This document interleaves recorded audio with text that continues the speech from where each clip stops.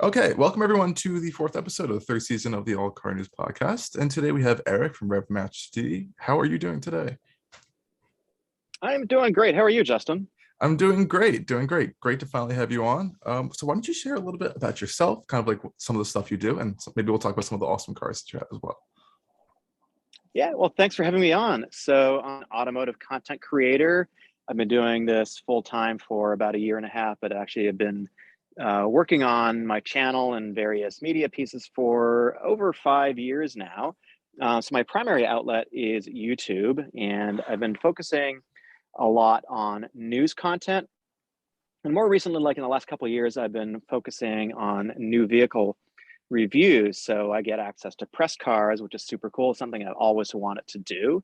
And I've been doing a lot of stuff lately with Ford and Toyota, and more recently Honda, but also Stellantis. Those are the ones that I've been sort of focusing on mainly. So I go to press events, I go to press drives, I get press cars, where basically a manufacturer will give you a car for a week and you get to review it and make content around it.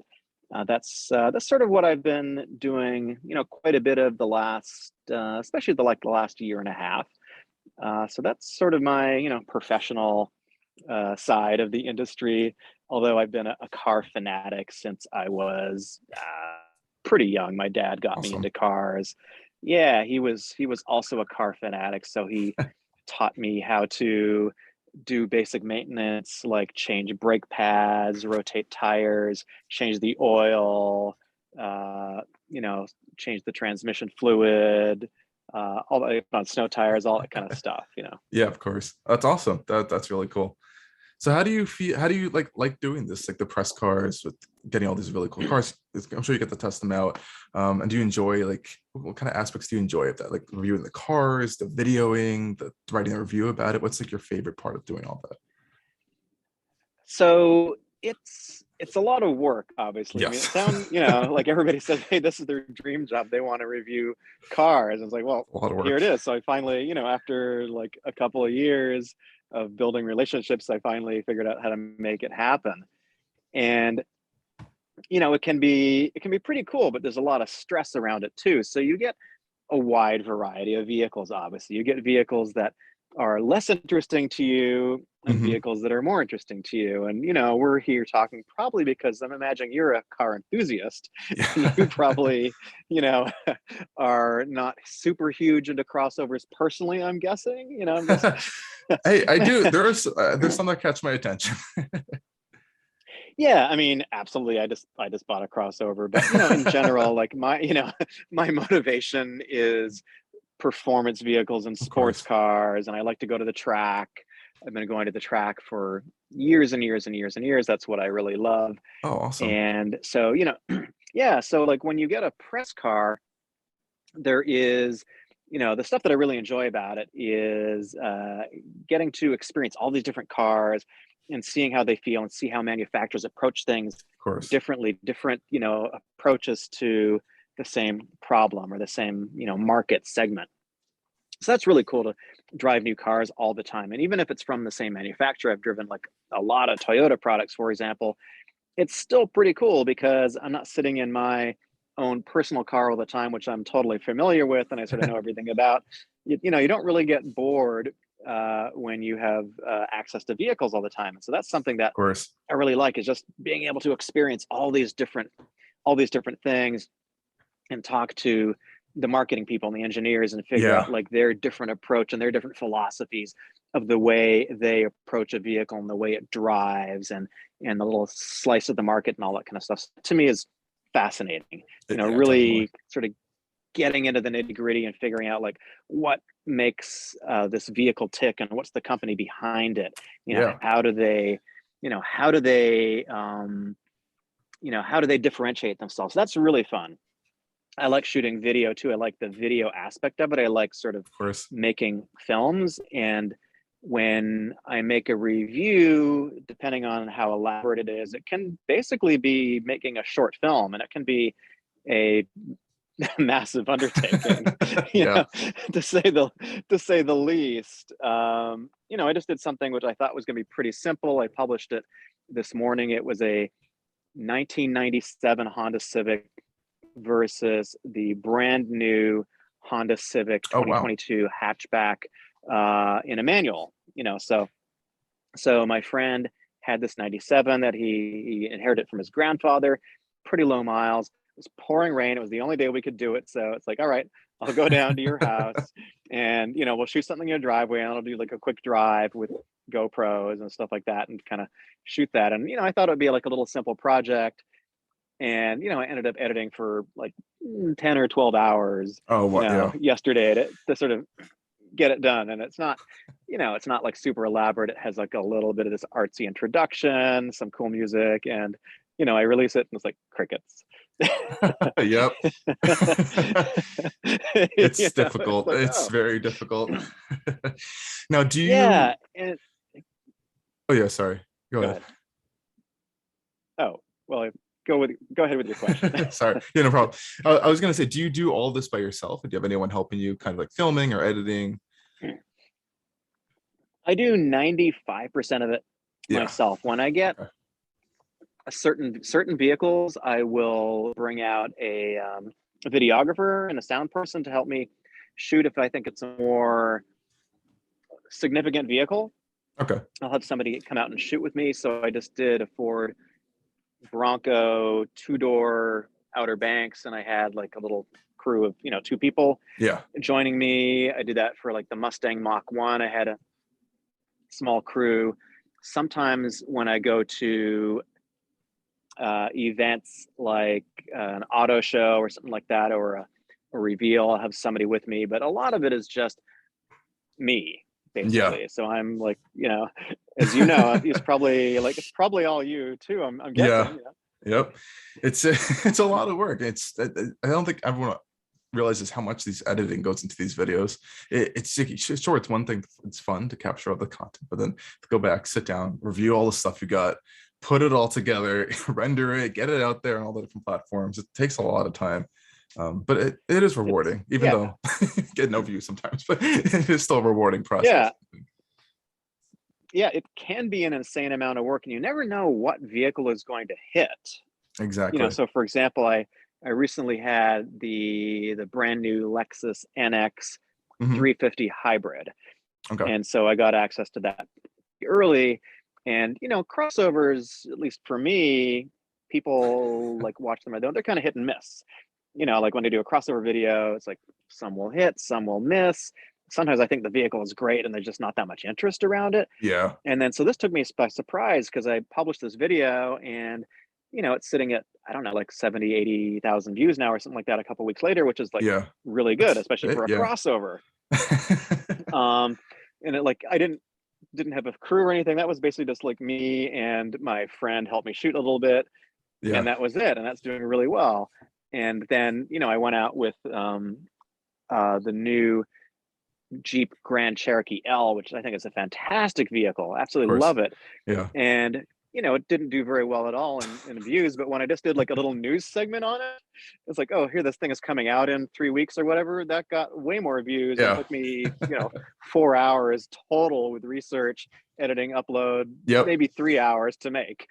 As opposed to going out and going off-road, and I'm bringing my drone, and I've got like these super cool shots of the wheels up in the air, and it's a wild. I think the whole thing is a wild card. It's all up to these algorithms on YouTube and Instagram, whatever push whatever people are kind of gravitating towards a little bit. I think it's got to place your bets in the right direction, I think, sometimes, but it is really interesting to see what blows up, because I know I did. I mean, it was the most simple video. Like, I'm sure it was like a little thing. I just drove a Tesla Model 3 around, exploded. I mean, I wasn't even expecting that at all. But I'm sure people just see Tesla and it'll be like, oh, driving Tesla, and it just goes crazy because people are all hype around that brand. But it is definitely hit or miss with a lot of things.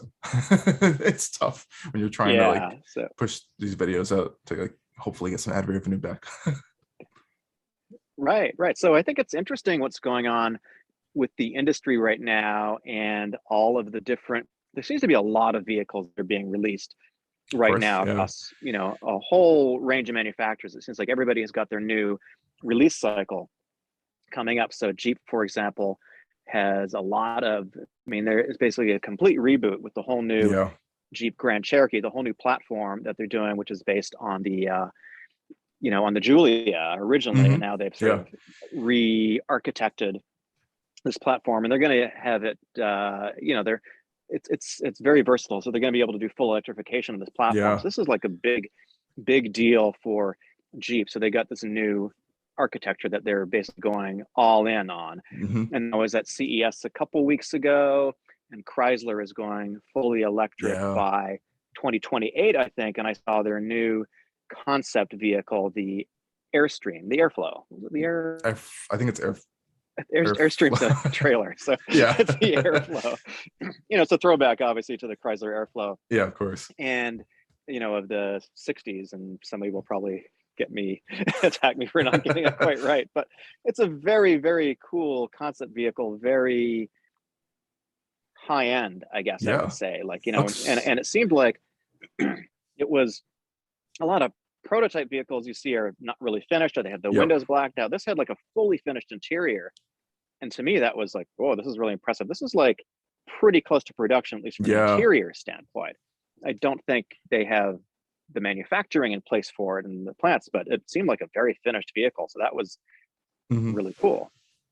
Yeah, no. And so you've got manufacturers like, Stellantis that are, reluctantly sort of getting into the EV space. Carlos Tavares has said that they're sort of being forced into it. It's not the best path, is what he said. And then, Akio Toyota has very famously said that, Toyota, that, we're he didn't say we're hedging our bets, but we're placing many bets essentially. So, because they are a little bit behind the EV game, at least from the public perception standpoint, they're doing a lot of hybrids right now, and they have this many paths to electrification. Definitely. And also, with the alternative fuels that they're doing with hydrogen and so forth. So they're sort of saying, hey, we think the best direction or the best path to get to a carbon neutral future is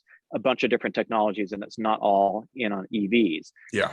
And then you've got manufacturers like Ford and General Motors, which are basically like, we're just going for it. Yep, definitely. So there's a big range of approaches across the industry as we're entering this very interesting time right now in the industry. Yeah, definitely, for sure. And it's interesting to see a lot of the collaborations that I think are happening between these manufacturers to kind of reduce manufacturing costs and kind of simplify a little bit the processes to get some maybe lower volume cars out, like the Supra, of course. But I know Honda is going with GM on their EV platform and batteries, which is, I think, a huge deal. Yeah, it's a lot of collaboration going on too. So these projects keep coming out very, very quickly. Are really interesting to see going forward. Yeah, there is a lot of interesting collaboration in the industry that I think we weren't seeing so much of before, because we are in this shift. Whether we like it or not, this is the direction that all these manufacturers are now choosing. And so we're sort of in the end times of ICE vehicles, but because all these manufacturers are trying to ramp up their portfolio of vehicles that they can produce, not all of them have all the technology in-house. Like Honda is a relatively small company, in terms of car manufacturing, and they're still like really the only solo independent vehicle manufacturer in Japan at this point, because basically everything else is owned partly by Toyota. More or less. Yeah, so exactly as you mentioned, they're partnering with General Motors on the Ultium battery and the Ultium. I'm not sure if they're using the platform. I think they are going to use the platform initially for one of their first vehicles. I believe so. Which will be shared with the Cadillac Lyric, I think. I think the underlying platform, the skateboard. Yeah, they don't really tell us exactly what, but the skateboard is going to be shared, and so we're going to have that underlying platform. We're going to have the Honda product and then the Cadillac product sitting on the same skateboard. But I think moving forward, my guess is that Honda is probably just going to develop their own platform and just outsource the batteries, Yeah. which General Motors, of course, is partnering with the batteries too, with LG, I think. Yeah. Yeah, that definitely. And And we're also, I think, so we're that's an seeing like interesting this. collaboration.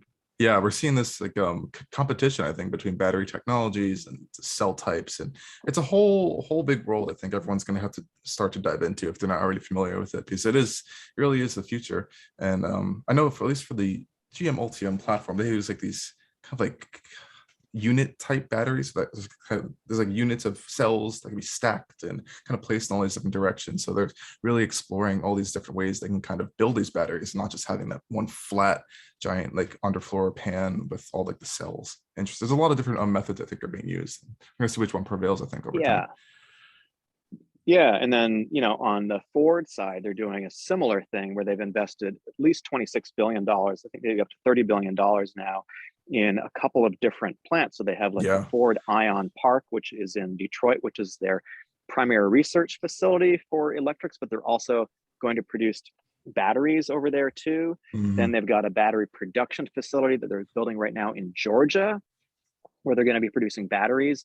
And they've announced, and I saw the map, I'm not going to be able to memorize them all, get them out all, but they've got another couple of plants too that they're actually building a brand new plant in Tennessee to produce battery electric vehicles, including the upcoming F-150, which Ford invited me out to an event and I got to sit in it. No one has driven it yet except Ford employees, but it's pretty impressive. It's pretty fast. For sure. It's pretty cool. And so, I think Ford is really kind of doing an incredible job, at least diversifying their kind of outreach and portfolio of the things that they're doing. Because you see, I think GM and even Stellantis, they're a little bit reserved on, or more cost conscious of where they're spending their money. But Ford's throwing it out there everywhere. And I think, and all the stuff they keep coming out with is really promising, I think, and they're delivering. This is one of the second, I guess, electric pickup truck they're going to have on the market next to the Rivian, which isn't really in volume production. The Mach-E, I think, has been a huge success for them, even though I'm sure people will still complain about the name. But in general, the vehicle, I think itself is impressive for a first like full-on EV, which I think you could speak a little bit more to. It's a segue here. So so Ford absolutely is going all in on EVs, and I'll talk about the future Mustang in a second. But so I decided, so I had a press car last April. I had the Mach-E press car. It was the premium, I think it was. And I thought, another SUV, this will be cool, but it's an EV. And drove it up the coast. And I thought, wow, this thing is really good. Like, I was expecting a typical Ford type interior where I'm thinking like the Ford Escape or the Mustang, where you've got durable but fairly inexpensive pieces, so they last, but they don't have a quality feeling to them. The tolerances are really loose, the buttons are big and kind of simple, I guess. And then so I get in the Mach-E and I was blown away by the build quality. The thing, to me, it's like a Lexus. It's solid inside. It was right? like, and the tolerances are really good. It feels like near Lexus build quality, if not the materials. So when the GT was announced last year, I hesitated slightly, but after a couple of weeks, after 2 or 3 weeks, I actually ordered a Mach-E GT Performance Edition. I just got it, so it took almost exactly 8 months to get it. And these are built in Mexico. I don't know if anybody knows that. So they're built in Mexico, and I gotta say the build quality I think is fantastic. I mean, I got to experience I believe it was a first edition premium all-wheel drive long range one, and that was my first, like, stepping into that, and my first impression was like, this isn't a Ford product, I mean, it felt better than even some of the Lincoln stuff that they were doing right now in terms of like the build, at least how the panels are put together and like the solidness and kind of a little bit of that vault-like feel, I think, in the interior. But I'm sure the battery and the architecture kind of aids in a little bit, but it was very impressive, very impressive. I mean, that's why ultimately I got it, because I've been in a number of Teslas, and you get a lot of road noise in a Tesla. Yes. Like Yeah. they don't really have the structural background that a manufacturer like Ford does. So you get in a Tesla, you sort of get this sort of thumping sound, this sort of, Yes. and the Mach-E just feels really solid. It just feels like a really solid, super well built piece. There's very little cabin noise inside. It's very well insulated. Mm-hmm. And that was just all these things sort of made me decide to get one. Oh, and I thought the steering was like particularly good. Like I like Ford steering. Their electric steering racks, I think, are very good.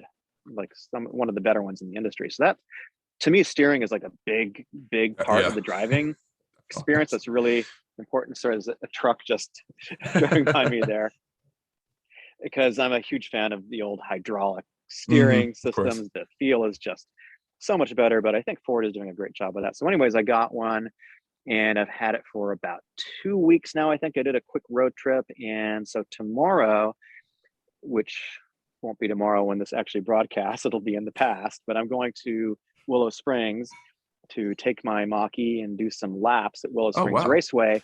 And I haven't seen any other videos of people taking their Mach-E to do laps. So not yet.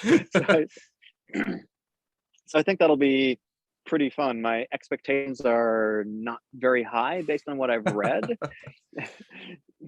but I think it's going to be pretty fun to take it out for some laps and just see how it does. And then down the road, I'll probably take out my Supra, get somebody else to drive it up and do some like back-to-back comparisons with the Supra just for fun. So I have a 2020 Toyota Supra, which I bought in 2019. I took it to SEMA, did the whole SEMA build thing, which was a lot of fun.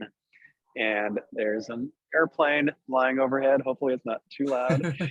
And so I've taken my Supra to the track like quite a number of times, and it's modified, so I'm getting a lot more power than you get out of a stock one. So they're very easy to modify. The engine is really stout and takes power very well, and it's very reliable. Yeah, definitely. That's a big, I think, testament to, I guess, maybe this collaboration between Toyota and BMW on this project. I wonder if, I'm sure Toyota definitely had some insight into sort of the engine kind of design, and well, not full design, but their reliability standards, I think, and that expectations for the power. I feel like that trickled down and maybe it helped BMW in a little bit for this engine, because it's all over their lineup, and every vehicle I've experienced, I've loved it. And super sturdy too. So that's awesome to hear. But is that just a quick question? Is that the Mach-E performance? Does it have any kind of like track modes, or I know it has an unbridled one of the driving modes, but so the GT and the GT Performance Edition are above the premium. So the difference is both of those get a larger or more powerful front motor. So the standard, the standard ones make up to 360 horsepower, I think, and I forget torque levels. I think it's 428. And so in the GT and the GT Performance, you get 480 horsepower and 600 pound-feet of torque, or 634 for the Performance Edition. So it does have an additional mode called Unbridled Extend. And so what that is a mode where the power gets dialed back a little bit to reduce the amount of heating that happens. So supposedly you're going to be able to do multiple laps at a consistent pace. So that's the word. And supposedly you can turn off, I haven't actually messed with it, but apparently you can turn off traction control and stability control completely. In the GT and GT Performance, which I will certainly try and see how that goes. That'll be interesting.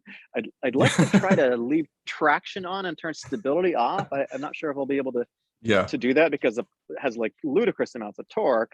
So I want the traction, but I want to handle the stability on my own. Of course. I want to be able to drive it. So that's gonna be a fun experimentation. So it'll be a fun experiment. Compare it against other cars. We'll just we're gonna see how it goes. So I bought it because I'm excited to try it and see how this whole EV experiment goes for Ford. And I figured, from a performance perspective, like what is it like to drive this thing not just on a drag strip, or just around town, but I actually take it out on the track. Ford says in their marketing literature, it's track ready. You can take it on the track, have marketing videos of it on the track. Yep. So, and I told Ford, I'm going to take it on the track.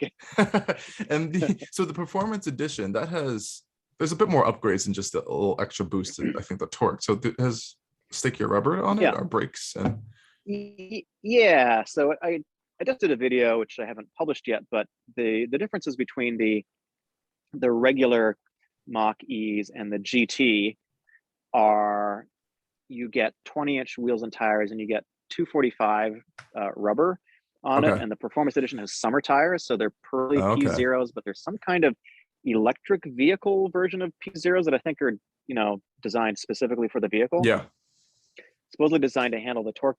The rubber feels pretty hard, but you can put down like the power pretty effectively. So so that's one difference. I talked about the bigger motors.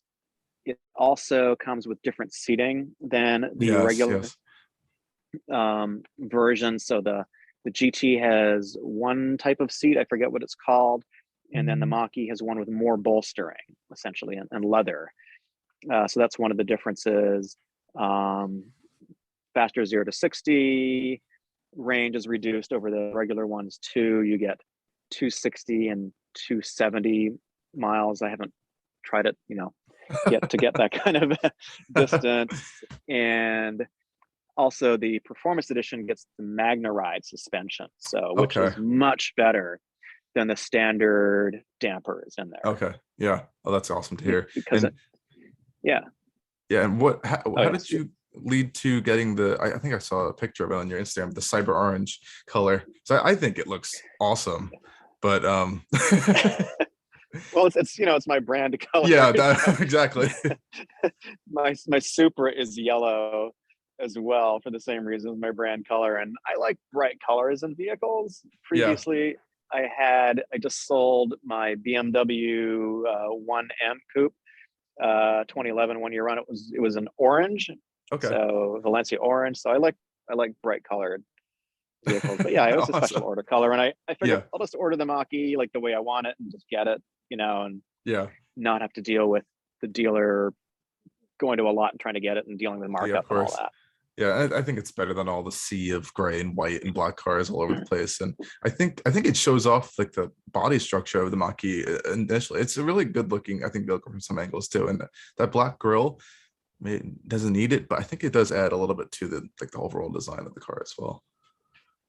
Yeah, that's one of the other differences. You get the sort of blacked out grille up front too. So there's some visual differences. The motors, the seats, and those, it's got different suspension too in the GT. So those are the main differences. I just did a comparison video, which I haven't published yet, between the GT and the GT Performance Edition. And we did a quick little 0 to 60 test in a parking lot. And interestingly enough, the GT was like about 0.1 seconds faster than the GT Performance Edition. I don't know why.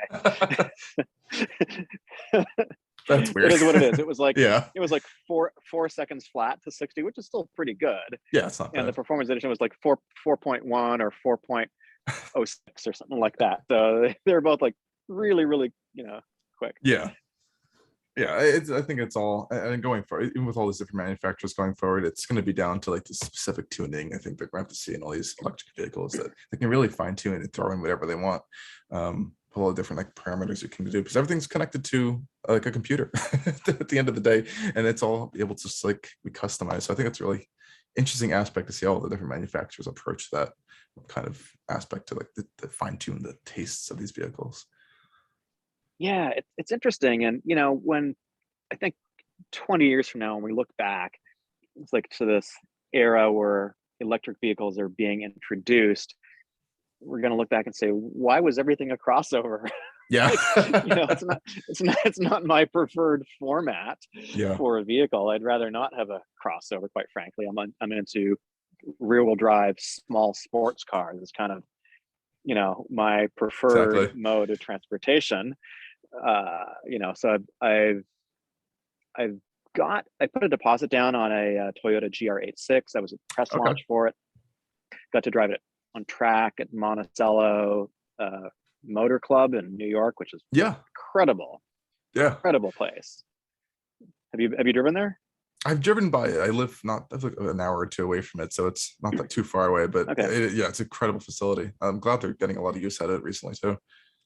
Yeah, and just an amazing, amazing balanced vehicle, and like it's everything is about 20% better than the first generation, I think, and it's coming out at about the same price. So Yeah. I just I had one, I have a deposit on one, and the dealer didn't have like the color I was looking for. So I started looking around.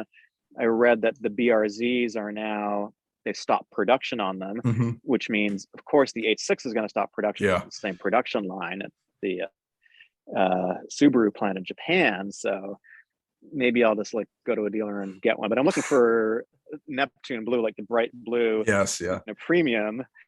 And I haven't been able to find a premium manual with that. I found a couple of base ones, so I'll probably just get a base then. Of course. Yeah. I mean, I'm pretty sure you get the same mostly driving experience out of all of them, which I'm sure it's little tweaks and packaging that goes up to that level, which is great.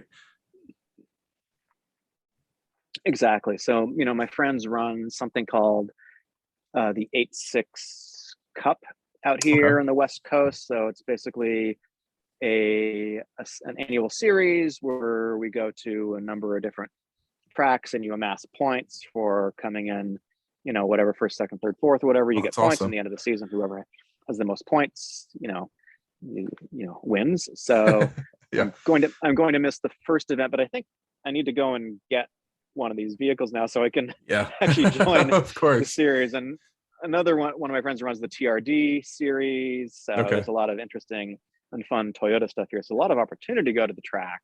Yeah. I just need to get, I've taken my Supra in the track, but I just need to get a GR86 and just go to the track. There's always opportunity. I think maybe even start a Mach-E GT performance track race or something going on there down the road. We'll see. I guess you can see how that's going to go. We'll see how that goes. Yeah. I'm planning to do an EV drive is what I'm tentatively calling it right now. Where I'm going to get hopefully some Mach-E owners, drive up the coast, go to some great restaurants, some great hotels, maybe tour some vineyards in a limo, and just have like a really nice 3-day kind of curated driving experience with EVs and charge up at the stations. And there's to sort of enjoy a little trip on the coast. So that's something I'm working on. I hope to maybe have the first event by the summer. So something I'm working on to kind of promote, EVs and promote this, you can have a road trip in an EV and enjoy it. So so I think that's something I'm started to work on. So hopefully I'll have that in a couple months. Oh, that'd be first event. Definitely fantastic. Yeah, that'd be awesome to see. Wow, awesome. So and so the Supra too, and do you enjoy that? And which one do you feel like you're driving more often now with new Mach-E? So right now, the Supra has been my daily for for a couple of years on and off, but I've always got other cars that I'm testing or driving. So the Supra doesn't really get driven that much because it just sort of sits there. And so now that I've got the Mach-E, I've only driven the Supra once in 2 weeks. Yeah. The Mach-E is now my daily, but I really do enjoy the Supra. It's a great track car. And that's not the way most people modify them, just purely for power, kind of like the old Supra. That's just sort of the thing. But it's actually a superb handling vehicle. It's pretty tricky to drive on track because the short wheelbase, it can be very twitchy, but it can be very fast. It's very rewarding, and it's very robust. In other words, there aren't a lot of problems. That's good. Driving on track. Yeah, especially even with the tune. I work with a specific tuner. I work with Counter Space Garage, and we've been sort of I give them data all the time, and other people give them data. So the tunes that have been developed that we've got are very robust. They don't overheat, and the vehicles they do great on track. I mean, they're really very fast right out of the box. Even of course, a couple little mods, and it's just a fun. It's like the fastest vehicle I've ever owned by a wide margin. That's awesome. Yeah, and what were some of the modifications you kind of thrown onto there? So It's pretty lightly modified right now. I've just got HKS lowering springs on there, which is a little bit Okay. stiffer for track use. I'm going to install SPL suspension components so that I can mess with the alignment, because right now you can really only do toe on it. So I'll be able, doing upper and lower control arms, front and back. So I'll be able to, and also some bushing. So I'll be able to basically have, camber, caster, toe, like the whole thing. I'll be able to do proper alignment of that car, because right now it's kind of pushy. I've also got this massive wing from that got at SEMA, and it makes a ridiculous amount of downforce, and so that kind of unbalances. It's an APR wing. It makes 150 pound-feet at 80 miles an hour or something. So the car gets pushy. It's very significant. It's like it's a big, it's a GTC 300 wing, they call it. It's about 70 inches wide, and it's like so it's great. So one of the things I'm doing is putting on suspension so I can basically dial out some of the understeer that I have. Right now, because and then in terms of the engine, in terms of power, I'm running an ethanol blend. And that's like very effective at reducing knock. And so you can advance spark, you can advance, timing, you can give it more boost. So, and then running a downpipe, and that's pretty much it for the engine stuff. So, on a dyno, it makes about 500 wheel horsepower, and like torque is like 585 on stock turbo. That's pretty like good. Just insane. It's a very light car too. It's like 3,300 pounds, so it's very fast.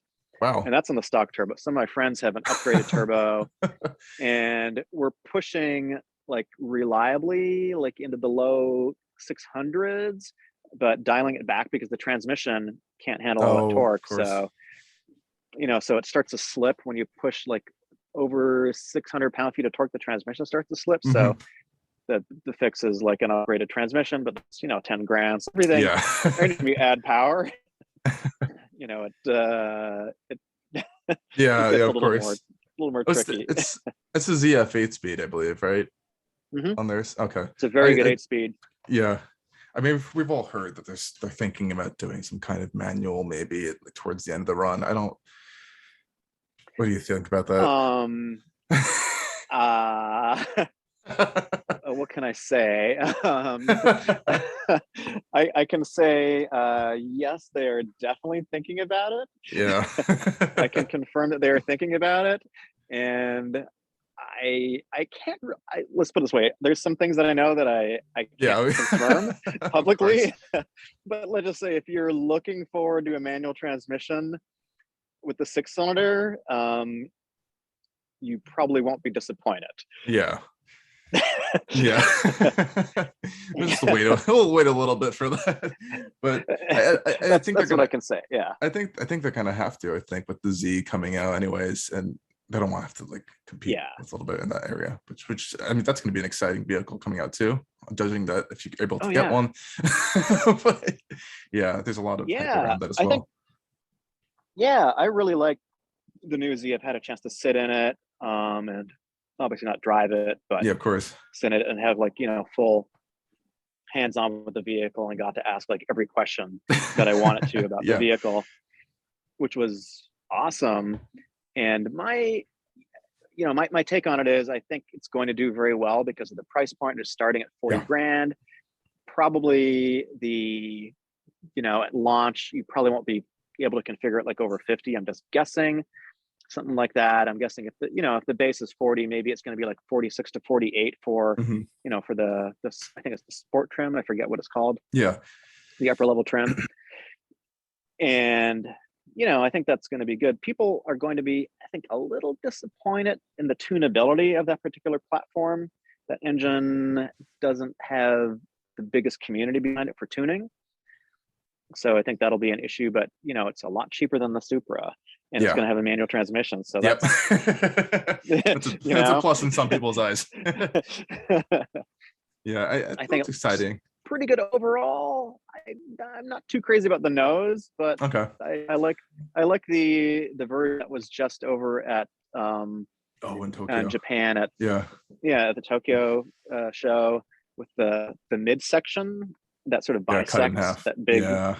nose. I think that looks a lot better. So That did look a lot better. And I think just today the weight figures came out, or I don't know if they're official or they leaked out, and it's a little chunky, but I think that might be a little bit expected. What's the rumor? It's around 3,500 pounds, I think. Oh, that's That's not only too like bad. about 200 pounds more than the 370, roughly. Yeah. 150, 200 pounds. That's quite good. You know? Yeah, it's not too bad, but I was interested to see where that weight gain came from. I know that's like a modified version. I'm sure the modified version of the platform kind of added it, maybe the engine with the turbos and all the intercoolers and everything as well. My guess is structure reinforcements for crash protection is probably the main thing, and they probably had to, because it's making significantly more power and more torque than the last one. They probably had to reinforce some of the chassis members also to handle that additional power, is my guess. But probably mainly just for crash regulation, you know. Yeah, I'm sure they're anticipating people tuning this like out of the wazoo at some point as well. So I gotta like prepare for that. Right. I think. Right. Yeah, I think it's gonna be exciting car coming out. It's nice to see that this kind of segment, the lower end sports car segment, is expanding a little bit while we have time, I think, to keep the gas engines around. So it's kind of exciting as well. Yeah, I saw the prototype back last year, and I was not very impressed with the prototype because it was a very rough build. It looks good in photos, but when you see it in person, it's like, ooh, this is like, there was like some panel gaps that are like a good centimeter that are going on. Things that didn't line up. The interior looked really awful, but they, at least for pre-production versions that I've seen, it looks pretty good. That's great. And that's good to hear. It's nice. Yeah, it's still nice to see that, you know, Nissan's using it as a marketing vehicle, and they're still promoting this as their big gas powered vehicle, but they just invested, or they announced a big investment into EVs. I forget what the exact number was, but you know, it's pretty big, and they're going all in like everybody else, you know. Yeah, which is interesting. They're, I guess, kind of build into that duality of doing gas engines and EVs, and they kind of skipped over the whole hybrid thing mostly. I think they never really got big into that. Hopefully we can see some more cool stuff coming out of them as well.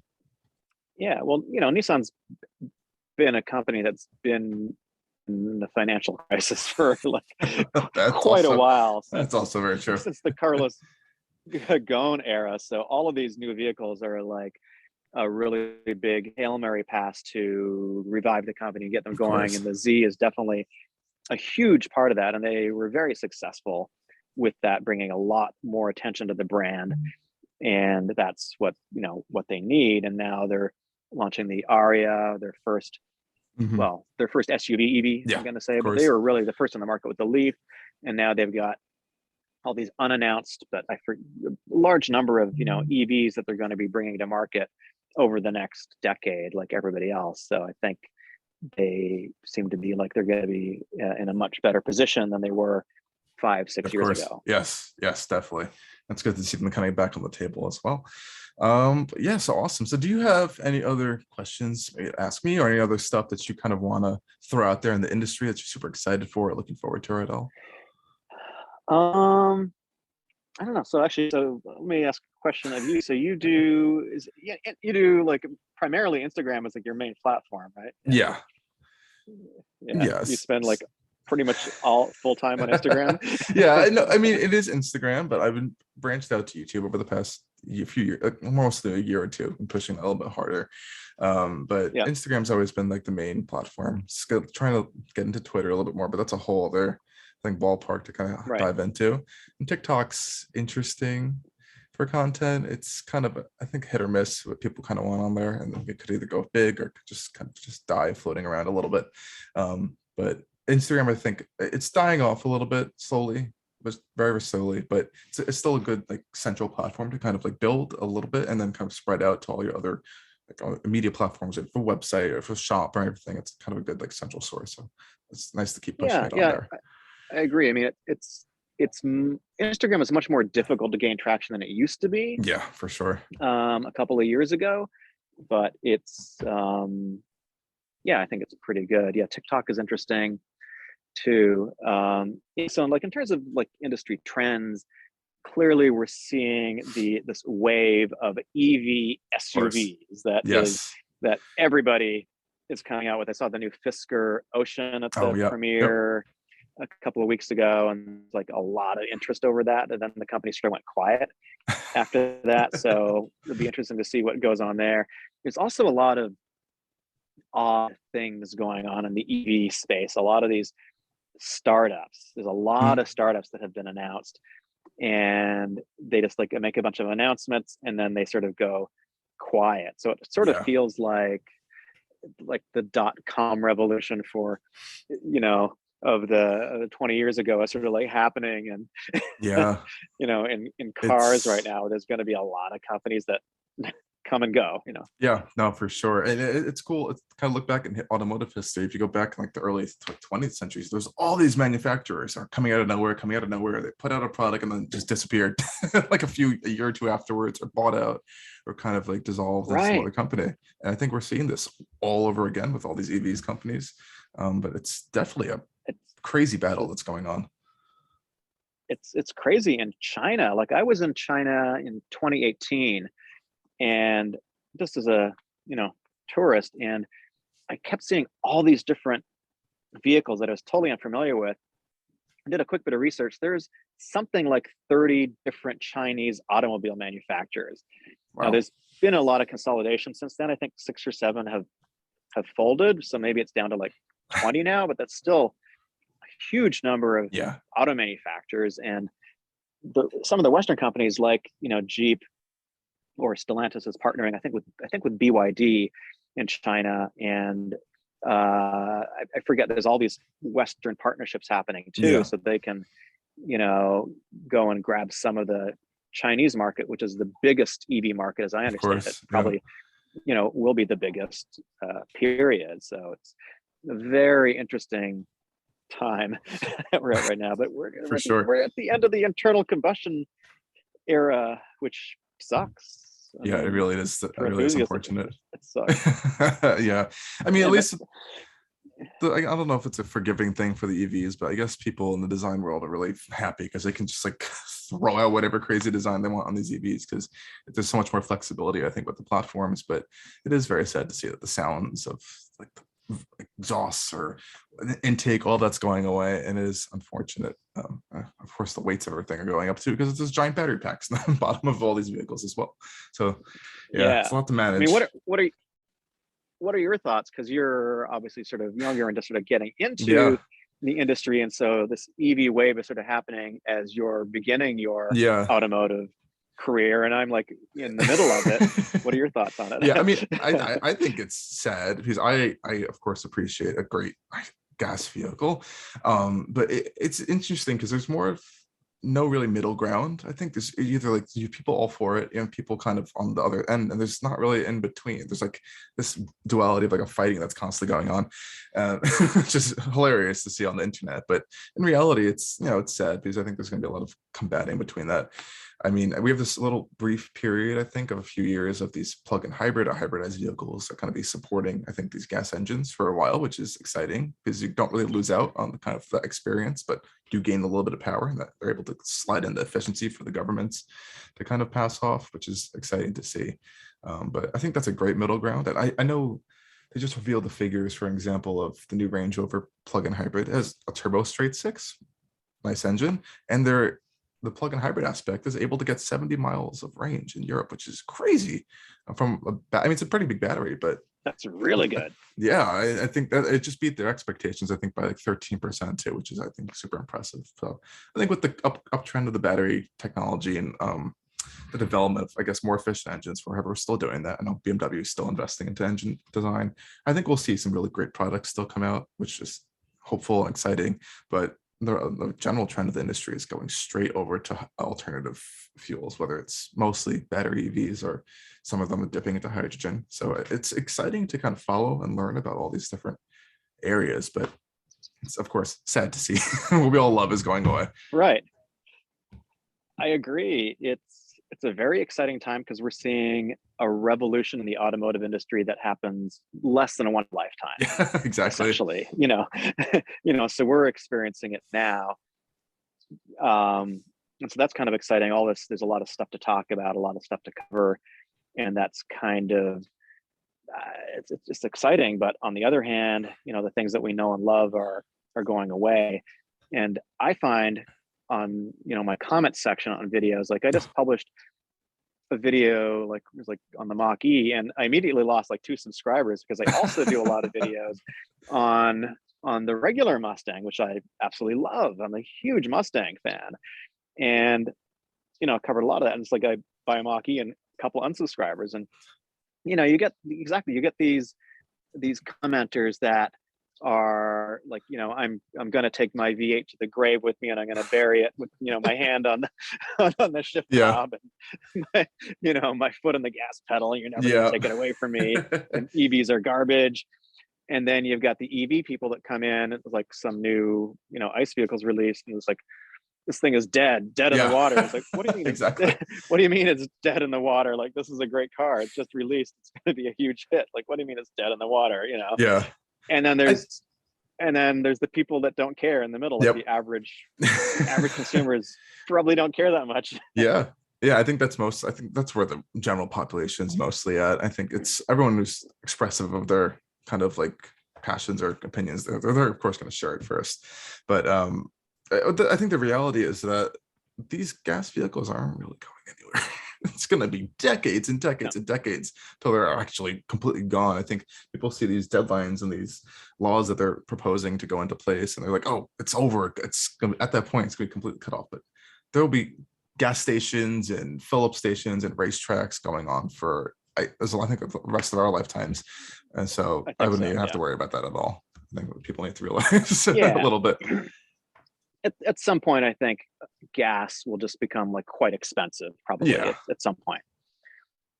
For the enthusiasts that want to go to the racetrack, and if Ferrari manages to get an exemption or whatever, and they're able to maintain their gas vehicles, those will be something that are probably pretty expensive. I'm talking like a couple decades from now. Expensive to operate and own and maintain, and just for enthusiasts. Yeah, for sure. Probably the way it's going to go. But you're right. Even with these mandates that in Europe, I think it's by 2035, no more ICE vehicle production. 2030 in the UK, I think. Here we got this goal of 50% more or less sales of EV onlys or alternative vehicles only by 2030. So even if all those things come to pass, and even if people are going to buy at that rate, which I'm not convinced they will, but even if that happens, you stop making vehicles in 2030, well, vehicles last, like you can get like a good 15 years, no problem out of a vehicle. Nowadays the average lifespan has gone way up. So we're talking 2045 before the vehicles that were made in 2030 are going to start dying off in numbers. So it's, and that's only 50% the goal here. So it's going to be a while. It'll be around for a while. Yeah, definitely, for sure. Probably for the rest of our lives. Yes, definitely. Okay, Eric, thank you so much for coming on to the podcast. It's great to hear about your kind of stuff that you do with the press vehicles and all the videos and stuff you're making. There's some exciting stuff coming out, and awesome to hear your experience with the all new Mustang Mach-E GT performance. These names are getting crazy long, but I know. Yeah, but that's exciting. Almost as bad as BMW names. Oh gosh, it's a good alphabet soup on there at this point. But yeah, thank you so much for coming on. And to everyone listening or watching, however you guys are doing, make sure to go check out RevMatchTV on all the media platforms that exist all over the place. And again, thank you so much for coming on, and hope you have a great rest of your day. Thank you so much, and I really appreciate you having me on, and I wish you amazing success with all of your endeavors. Awesome. Thank you again, and stay tuned everyone for the next episode.